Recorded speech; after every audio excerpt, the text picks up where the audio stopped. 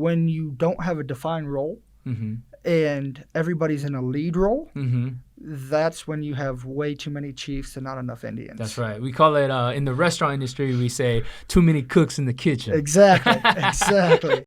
What's up, everybody? My name is Adam, and I'm the host of the UKnowAdamTsang podcast, the show that is dedicated on bringing on passionate people, learning about their stories, and delivering value to entrepreneurs. So if that's what you're interested in, go ahead and follow, like, and subscribe. You know what I'm saying? How's it going, guys? Welcome back to another episode of the UKnowAdamTsang podcast, where you get to know a little bit more about people, passions, and all things business.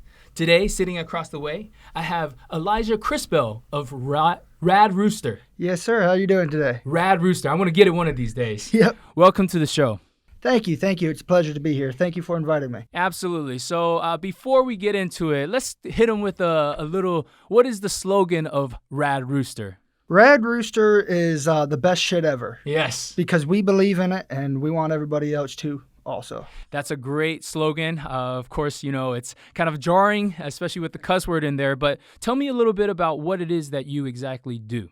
So we compost and make fertilizer for small home and gardens and just the everyday homeowner. Okay. We're a 6th-generation family farm, and we've been using it our whole life, this kind of fertilizer. And we decided we wanted everybody to get their hands on it. There's got to be a great story in here, since you are literally taking the feces of the animal and then utilizing as fertilizer.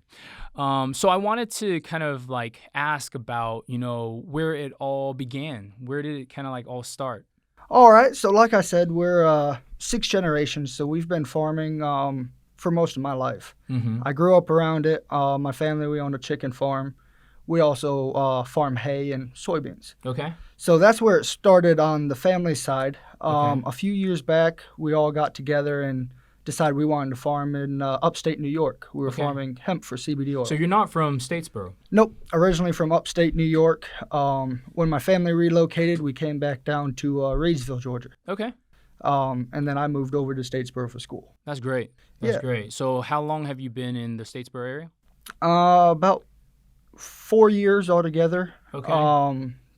Just recently moved back, so hopefully a lot longer. Yeah, absolutely. So you launched the company when? We launched the company 1.5 years ago. 1.5 years. And how are the sales? Sales at the time are kind of slow. Okay. We're starting off slow. We did a lot of research and development after we launched the company. And so it was a hit or miss on our advertising and things like that. Got you. And we're always trying to find new ways to reach new people. Got you. So one of our newest things we're doing with the bags, we're making smaller bags that are resealable. Yeah. So you don't have to have a big bag laying around and just tracking up the place. Got you. So for just so that we're clear, you are taking, maybe I would consider a byproduct of a company that you already have, and then you're collecting that byproduct and then packaging and selling it under Radd Rooster. Is that correct? That's correct. Okay, that's amazing. I mean, I think like byproducts oftentimes gets not always looked at because they're like, oh, well, you know, that's something that you just throw away. You mentioned that the product itself was something that you utilized just normally from back in the day before Radd Rooster. Is that correct? That's correct. So we start with about 2 tons to the acre is what we use. Okay. Which is a lot. 2 tons to the. How much is a ton? 2,000 pounds. That's a lot of poop. Yeah. Okay. It's a lot. Okay. And we spread it on all of our hay. Okay. About once a year. Okay. And then what is the result of that? Why should someone use I'm assuming that this is bird fertilizer, right? Yep. Okay. So it's from chickens. Okay, chickens. And we have certain things we compost it with just to keep the nitrogen and phosphate and everything in the fertilizer longer. Okay. But it's all organically produced and currently working on getting the organic tag for it. Got it. But so it's bird fertilizer. And the reason why we like it so much and why we think everybody else will is, one, it's stronger than any other animal fertilizer out there. So cow, pig, things like that nature, it's a lot stronger, about 6 times. And when you say stronger, like you're talking about like the chemicals that are in. Yep, the chemicals that are in it. So your nitrogen, phosphate, and potash are what we look at. Okay. And what it does is with ours, because it's a carbon-based product, it takes time to break up and break down over into the soil and into your plants. Yeah. So you get a very big burst, and you notice your plants start to get green right away. About a week from the later, fertilizer. From the fertilizer. Okay.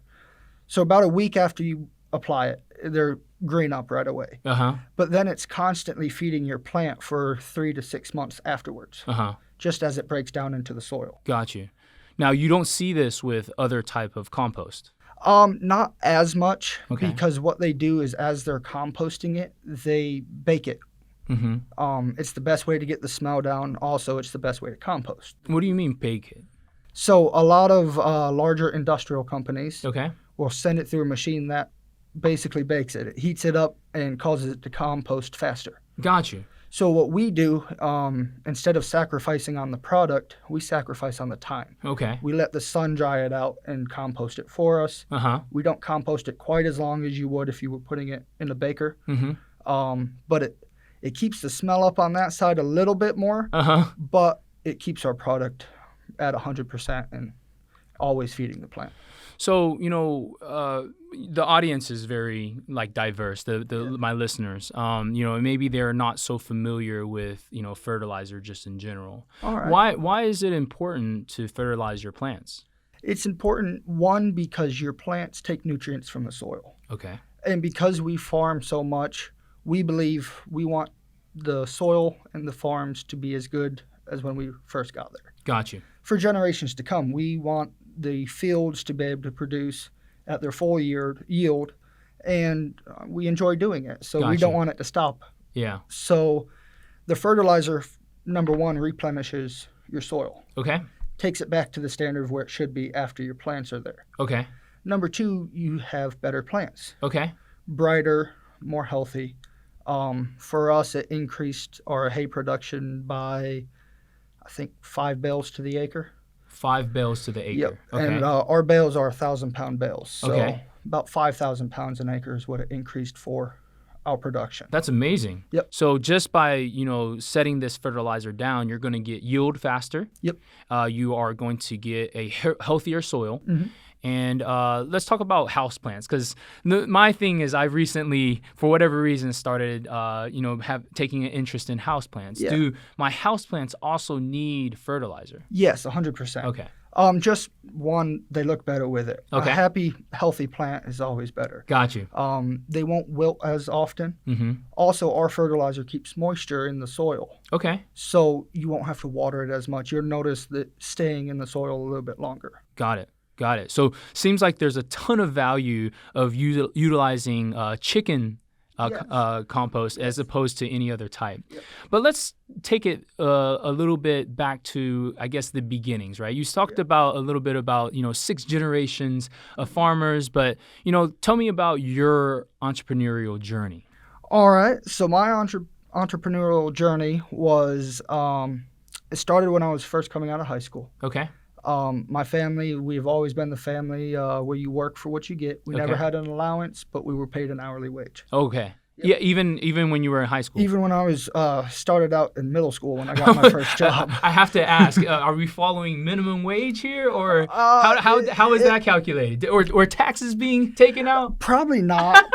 It was from Dad. But, okay. I like it. It started off, I think I was at $5 an hour when I started. So it wasn't too low, but it was enough that I felt accomplished when I worked. Got you. And it rewarded me for what I did. So what type of work were you doing back then? Was it really in the farm? Not too much. Okay. I had really bad ADD growing up. So my sitting in a tractor all day, just nothing but a field, I couldn't do it. I was bouncing off the walls. I would look around, my rows wouldn't be straight. It didn't work. Okay. So they pulled me out of the tractor, and I realized I was good at mechanics. Okay. And so my working and entrepreneurial started with mechanics. Okay. What type of mechanics were you working on? Diesel mechanics. So tractor trailers, tractors, things of that nature. And then later on, as I got older and could drive, I was working on my truck and learning new things that I could. Got you. But it wasn't until later I got into farming. Uh-huh. I just came into into college for business management. Okay. Where at? Over here at Georgia Southern. Okay, fantastic. Yeah. Very nice. And we have the opportunity to go to New York to farm hemp for CBD oil. Wow. And This was in college? this was in college. Okay. So this was my sophomore year of college. Okay. And it was a great opportunity. And so I decided I would rather learn something new that way in the real world application, so to say, and go there. And So you left school? so I left school. I dropped out that day. Wow. Yep. Was that something that was a hard decision for you, or how did you? It was a very hard decision. So I am the first person in my family to go to college. Okay. So with that, don't want to say pressure because they never told me to do anything I didn't want to do. Sure. But I've always held my family in high regards. Of course. So that pressure of saying, I don't think I want to be in college right now Mm-hmm. was a really hard discussion to talk to them Wow. about. It was a really, we got to sit down and talk this one out. How did that come? Do you remember? Were you like nervous for that? Oh, or? very nervous. Oh, really? Very nervous. I don't remember word for word, but basically what it came down to is if I believe I could make a passion out of business and make a passion out of this business we were making, I could do it. Yeah. And they supported me 100%. How did that even? So was this a company that came to you and asked you to start farming hemp, or? It was a professor and my cousin. Okay. So a professor at Cornell University Wow. and a cousin had a greenhouse that was already starting to grow the small plants. for Got hemp. you. Because hemp is hydroplanted, so it's planted by hand. Mm-hmm. So they had already started the smaller plants, and they needed farmers to grow in the whole field. Okay. And so, and then the professor had the land he wanted us to use. Okay. So he reached out to you, Mm-hmm. and then you said, "Hey, Yep. I think this is the move." I think this is the move. I think Yeah. it's going to be great. And Yeah. it turned out it wasn't quite what I was hoping for business-wise. Sure. Um, What were the kind of like challenges there? biggest challenge is manpower. Manpower was the largest challenge. Is it hard? Is it hard to farm? Yes. It's so, especially if you don't have your greenhouses perfect, you have male plants that mix in with females. Okay. And with hemp, your male plants will pollinate your females, Mm-hmm. and instead of producing CBD oil, they produce their seeds for the new plants to come. Got you. And so you really don't want them to pollinate. Got you. So you have to keep them separate. Now, Yeah. you mentioned an outdoor grow. Mm-hmm. So how did you even separate them when they're outdoors? You walk every row. Really? Every row. And you have to identify it by Yep. eye? Yep. Which for the most part you can see as they get a little older, you can see little thistles growing on near the leaves and everything. And once you see those, you pull them out and we just put them in trash bags. Got you. Got you. And we had 183 acres roughly. And every 6 feet was another row. You were managing that entire thing? Yep. Wow. Yep. And did you have like a team with you, or? I had a team of 5 employees Okay. at the time. Most of them all had other jobs also. Sure. Just But part-time? Part-time. We used them when we needed them. Planting was a big one because, like I said, they're all planted by hand. Mm-hmm. So you ride on the back of this big machine that has a big wheel that pokes a hole in the ground, Yeah. and you just stick the plant in and cover it up. Got you. And for hours. Yeah. And hours. So we used our team a lot for that, and then we ended up using them a lot to find the males and Yeah. pull them. So this begs the question, were you utilizing chicken fertilizer while you were growing up there? For a bit. We Okay. actually had different test plots. Okay. So while I was up there, there was no fertilizer that was FDA approved for hemp. Really? Why? Why is that? It's an absorbing plant, Mm-hmm. so they actually use it on nuclear sites. They plant it in the ground, and it pulls the radiation out of the ground. The hemp does? The hemp does. Wow. Is that a unique property of hemp specifically, or? How strong it is with hemp. Got a lot it. of plants pull the nutrients and things out of the ground, and so if you're planting on a unclean ground, then it's not really good. Got you. But hemp is extremely absorbent. Mm-hmm. So they hadn't released anything that they felt safe enough to absorb through hemp because it's for human consumption. Understood. So so what were you having to do? Because once you have like a crop, it takes everything out of the ground. Yep. And there's nothing left. Exactly. So what we did is we partnered with Cornell University, and we got together a small team of a professor and myself and one other man, and we came together and started trying out different fertilizers. Got you.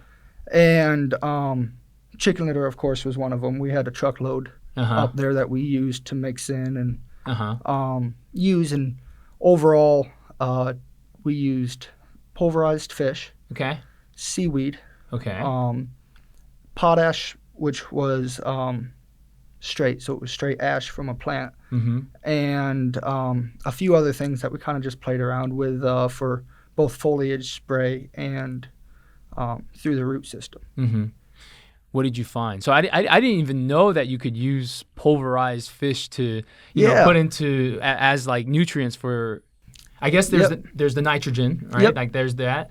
But what was what was the result of that kind of like experiment? The result was very well. We ended up having most of our plants average 6 foot tall. Okay. So they were very big, very good plants. We had a great crop that year.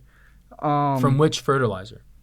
Was it a mixture of everything? A mixture. Okay. So what we did, we took a little bit of the chicken fertilizer, mixed it with the pulverized fish, and the seaweed and everything. Got it all mixed together, and then we would just pump it to it. Yeah. We'd probably about twice every 2 weeks, right about there. We would put as much as we could to the plant for it to handle. Yeah. And it loved it. It loved it. You said 6 foot tall. 6 foot tall. That's crazy. That's taller than I am. We were averaging a pound to 3/4 of a pound after drying. Wow. Per plant. And what is the typical average? Is it a lot less than that? For the most part, a lot of our other farmers we were talking to kind of just made a community because it was new to everybody. Sure. Their average was at about a half a pound. Got you. So it raised it a dramatic amount. So that I'm sure the question is, what are you feeding them over there? Oh yeah, we got that all the time. And most of the time we're pretty open. Sure. Everybody's working hard trying to get everything done. So we tell them, hey, just try this. Yeah, just try this, see if it works. Yeah. If you like it, we can make more and give you more. Okay. So even then, it was not for them to go and source it, but you would sell them the fertilizer that you were using. Yep. Okay. Just because no one was mixing it the way we were. Okay. And so we never patented at the time that recipe, but it was a recipe all of its own, and it sparked my interest in fertilizer and actually learning how the plants absorb it and what they do to take everything in. Okay. So here's a little bit of a technical question. All right. What's happening kind of like in that process? Like you know, you have these 3 different chemicals that are that the fertilizer brings, and then the plant utilizes them in different sort of ways, or? For the most part, I'm not 100% sure with the potash and phosphate. A lot of it is the structure of the plant. Okay. So what you have, at least with the nitrogen and those two also is you have microorganisms that live in the root system, and they break down the nitrogen, the potash, and the phosphate, and these byproducts are what your plant actually absorbs. Okay. And then it makes it healthier, and it's the food for the plant. That's fascinating. So what makes our product a little more unique on that end, because it's a carbon-based manure. Okay. It has a lot of the microorganisms already in it. Got it. So it helps. It helps its own breakdown almost. Got you. Yeah. So then you're talking about not the mixture that you were utilizing, but rather Radd Rooster. Radd Rooster, and the mixture also, because it was essentially Radd Rooster in it. Got you. Before its time. Got you. So let's kind of like move the story along. So you have this amazing crop. You know, everything's going well. How do we get to the point that we decide to start Radd Rooster? So take me through that. All right. So I had this amazing crop. A lot of ups and downs with selling it, how we were going to sell it. It was all dried and ready, but did we want to break it down to the oil, the next level, or did we want to keep it? In turn, we decided to break it down to the next level of oil. And at that time, the oil prices actually dropped. Wow. And so we barely made it out with our shirts. Really? Yeah. It was a really hard time for that company in particular, and us as a family and myself with learning. Yeah. This was my first own business that I headed up and led. And so with that being said, it was also my first loss. Yeah. Tough pill to swallow? It was a very tough pill to swallow, but I wouldn't have changed it for anything. It is what taught me the basics. It also taught me to swallow my pride and be humble for what I have and learn from every mistake I made. Man, that's huge. I think, if those entrepreneurs out there that are listening, I think there's such value in that story. I think, a lot of people think about entrepreneurship only for the highlight reel, the successes. But the reality is there's going to be wins and there's going to be losses, right? Oh, with everything. Yes. With everything. And you have to learn how to criticize your losses without criticizing yourself. So you can still move forward and hold your head high, but also criticize your loss enough to take those lessons with you. I love that. So, you have kind of like this really tough year. From there, do you kind of, what is your next move there? Do you reinvest that and continue growing, or is it kind of like, hey, let me regroup and try to do something else? I definitely regrouped. Yeah. I decided at that time the market was starting to get flooded with more and more farmers coming into it. And I was 1,000 miles from home. Yeah. And so I decided then that we would sell what we had that we could and kind of tuck our tails and came back down to Georgia. As soon as I got here, I just wanted to find a job at that point. Yeah. I had bills to pay, a house, and everything else. So I actually started car sales.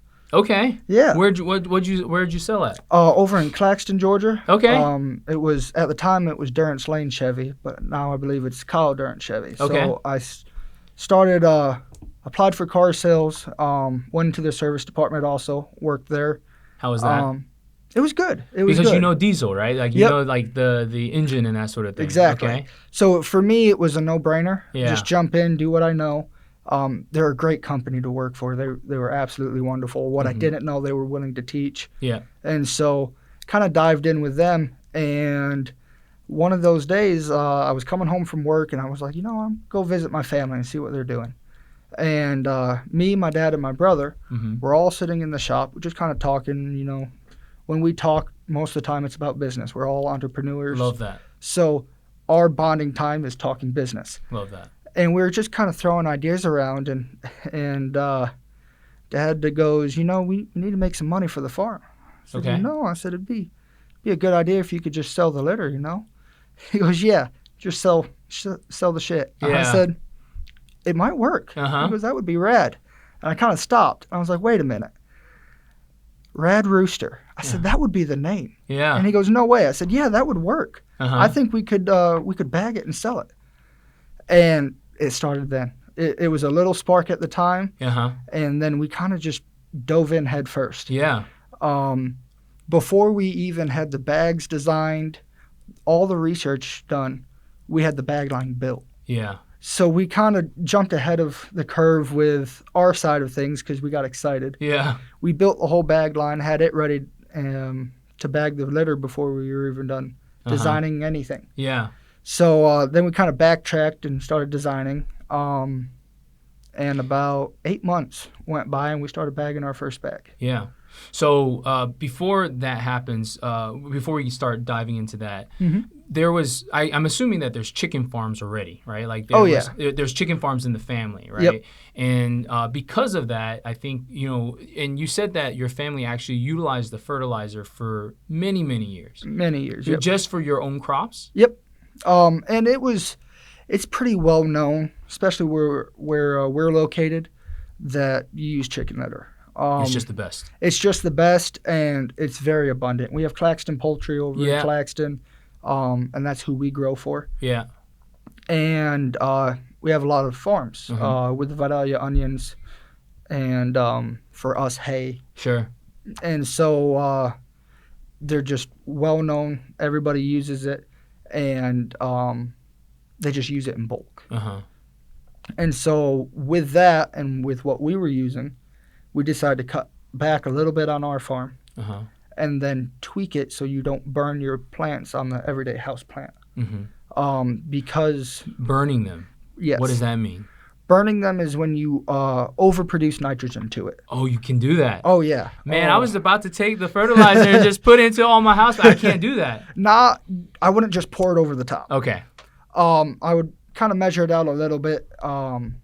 For kind of like a plant like this, sure, I would do about 4 tablespoons, mix it in with the soil and water it. Gotcha. And for the most part, that would be good for that plant. Got it. But you can definitely over-nitrate nitrogen it and kill it. What happens to the plant? It just withers? It withers. It'll turn brown, almost like you sprayed a chemical on it. Oh, really? Yep. Just because it's like too much food? Too much. Okay. Overeating. Yep. That's what happens when you overeat, I guess. Exactly. And it's especially with chicken fertilizer, because it is so strong, it's a worry. Yeah. With us, with our 2 ton to the acre, every once in a while, when we were still trying to figure out on that side how much we wanted to use, we would kill a few fields and try again. And painful? Yeah, it's different depending on the plant. With us, with our hay, it grows back. Got it. And so we would burn it, mow it down real quick, and let it grow. Restart. But I know probably if you did it with corn or something like Hurts, that, huh? it would probably hurt a lot more. So Radd Rooster, I'm assuming that it's then formulated, right? So there's other things that are kind of like mixed in to kind of like prevent that burning process from happening. Exactly. And part of that is the composting of itself, which brings it down a couple notches from right out of the chicken. Got it. So you kind of like develop your formula. You start packaging it. Yep. And then you have started sales. We started sales. We have. We started first with going around our local stores. Okay. And offering them pallets. Yeah. I have a pallet. If you want to try to resell it, come give us a try. And it worked out pretty well. We got in a few aces, a few local just home and garden stores, a few flower shops, and they love it. Yes.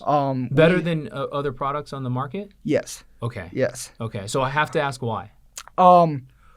With some of it, we had a lady, she actually sent pictures, and she started with baby tomato plants. And within 2 days, she noticed that it was twice the size of her other plant. She actually did a section to try it out, and it grew 2 times. No way. Yep. No way. So it's that's the first reason. It has amazing results. I had another lady sent me a picture, and it was a flower that only blooms in the fall time. Sure. And it was in the middle of summer, had flowers all over it. Oh my goodness. It made her flowers force bloom, and she loved it. She was so excited. She said, "I never get to see these this time of year." Yeah. I said, "Well, keep using us. You get to see them all the time." And so she was happy with it, and so that's the customer satisfaction. Sure. They're always happy with the end result. Yeah. The second thing is that it's organically produced. It breaks down. You're not having any kind of harmful chemicals in your soil. You don't have to worry about anybody tracking through it or your pets or animals getting into it and it hurting them. Yeah. It's all organic. It's all natural. And so great for food. So great for food. So anything that you're growing, like you don't have to worry about, hey, is this going to hurt me? Yeah, is this going to hurt me? Is this going to hurt my children? Never. Yeah. Because our number one priority was safety. Yeah. We wanted to make sure it was safe for people, safe for animals, and something we could be proud to put on people's shelves. Let's talk about market research. So before you're jumping into this, did you kind of like take a look at if there was anybody else that was selling chicken? I took I did it for about a week. Kind of dived into it, and I didn't find many people. There was a few companies out west, one up north, but there was nothing in the southeast. There was one company that's kind of our lead competitor. They did cow. Okay. And so we kind of focused in on them a little bit, and we came to the conclusion that our bag was worth one of ours was worth 6 of theirs. Wow. So for us to kind of come to that conclusion, and it was no competition really. The only thing we're competing with now is name brand because our product was better. Got you. Yeah. I love that. So what's kind of like been the biggest challenge of starting Radd Rooster? One, working with family, learning everybody's dynamics. Yeah? Has that been tough? It's been a learning curve. Yeah. Uh, Are you paying them hourly now? no. I'm no, just kidding. It's a joke. It's a joke. No, we decided that I wasn't going to be the one handing them the paycheck right now. Got it. They had to find their own. Yeah. But it's just finding each other's gifts. Yeah. And utilizing it. So I have always been more drawn to the office side, the marketing, setting up in the office and talking to people, outreach, and things like that. My older brother, he's not much of a person to be in big crowds, but he can lead people. Yeah. He's really efficient when he does. Got you. So he is in charge of the whole assembly line for bagging, shipping, getting everything taken care of. Mm-hmm. And then our dad, he's in charge of finding the best deals. He goes out and looks for chicken fertilizer, bags, boxes, everything we use for our day-to-day basis. He finds the best deal, gets it, brings it back, make sure we're staying rolling. And I love that. I think a lot of times in startups, it's like everybody does everything, right? Yep. But what you've done uniquely here is you've kind of like set up positions where like people are playing their roles and then coming together to meet that common goal. And I think that's a huge like lesson here, right? A lot of times, don't get so ahead of yourself that people step on each other's toes. Oh yeah, and especially with family, because you're not afraid to tell it how it is with your family. Yes, they're going to be the most honest. Yep. And sometimes the most hateful. That's right. So when you start stepping on each other's toes, then you're arguing, and it doesn't make it enjoyable anymore. Yeah. And for us, business is enjoyable. Yeah. It's a passion. And so when you don't have a defined role and everybody's in a lead role, that's when you have way too many chiefs and not enough Indians. That's right. We call it, in the restaurant industry, we say too many cooks in the kitchen. Exactly. Yeah. And that's what we started off with. Yeah. And it took us maybe a month. About a month in, we decided, we need to figure out what our passion is inside this company. Got you. And what our gift is. Yeah. Because everybody has a unique gift. That's right. So that's when we kind of split up the roles. So that was the first hurdle we jumped over. Yeah. Our second hurdle has been branding, name brand. Everybody knows the big fertilizer name brands, Scott's. Yeah. And so we're entering in a very old industry. Established. Yeah. Everybody has had their name in for 40, 20, 15 years. There's no new players? Not very many that are well known. Got you. Kind of just like anything, you have the smaller ones. If you really dig into it, you'll find them. Yeah. But if you're just a person, hey, I need fertilizer tomorrow, I just have to get this done before the birthday party the kids come, and you just Google search it, you're not going to see a lot of the smaller ones pop up. Yeah. And so that has been very big on our side, getting our advertising right, finding the right target market. Sure. And who is the target market? Our target market right now would be your average garden vegetables, or vegetable garden, sorry. Yeah. The suburb vegetable garden, not too big. Our 25-pound bags, you wouldn't fertilize a whole lawn with. It makes it a little bit too expensive, not as cost-effective.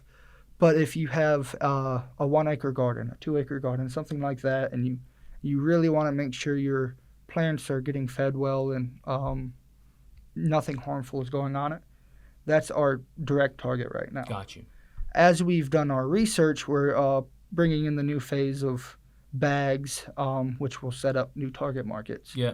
So we're bringing in a one size bigger bag. That'll be a 50-pound bag, and that will be for your lawns. You can fertilize the whole lawn. It's just less trips, less bags. Then we're dropping down to 1-pound bags. Got you. And that will be for your in-house plants and things like that. Got it. Got it. So how do people order right now? Do they just go online or? Right now we have a website, raddrooster.com, but we're most active on Facebook. All your social media is Facebook, Instagram, and you can click right there, message us, order it, and we ship it to you. We ship nationwide, already set up through UPS. So that's awesome. Yeah. What's the future for Radd Rooster? What is the dream? The dream for Radd Rooster right now is making it a name brand, a family name brand, something that, you mention it and in the conversation, people vaguely know what it is. They know we're Fertilizer, but we're reaching out to make new spreaders for our Fertilizer. We're looking at shirt merchandise, hats, things of that nature, giveaways, hopefully going to scale into landscaping and things like that. Love that. So that's how the future's kind of scoping out right now. Like anything, you make a plan, something changes, you make another plan, something changes, and so it's for now the goal. Yeah. But we're always reaching to number one, better our product and better ourselves in it. And so as we learn and grow, so will our dreams and our goals. Love that. Love that. That's very inspirational. What's the website? Drop it for the audience right quick. The website is raddrooster.com, RADD Rooster. Love that. Love that. Well, I have to thank you so much for coming on to the show. It was fascinating learning about this industry because, this is something that's really outside of the realm of the normal things that I think about. But, what is inspirational about the story is that it's a family business, and you have been able to navigate the oftentimes problems that a lot of families kind of face when they're going into business together. And then also more importantly, just your tenacity, right? It hasn't always been just smooth sailing. It's definitely been challenges along the way. But like you said, every moment that, presents a challenge is a way for you to overcome that. Exactly. And you can always learn from it. You learn from your success, but you learn more from your challenges. So. Awesome. Well, if there's one word of wisdom that you'd like to give entrepreneurs out there, what would it be? Never give up. Never give up, no matter how hard it may seem, impossible. A lot of, especially in my earlier years of being an entrepreneur, was transforming that idea into something I could sell. Because I had it always pictured in my head, but I didn't know how to get somebody else to picture it. But if you don't give up and you keep fighting that same problem from all the angles, you'll figure it out, and it normally works out for the best. Awesome. Well, thank you so much for coming to the show. Thank you for having me. Awesome.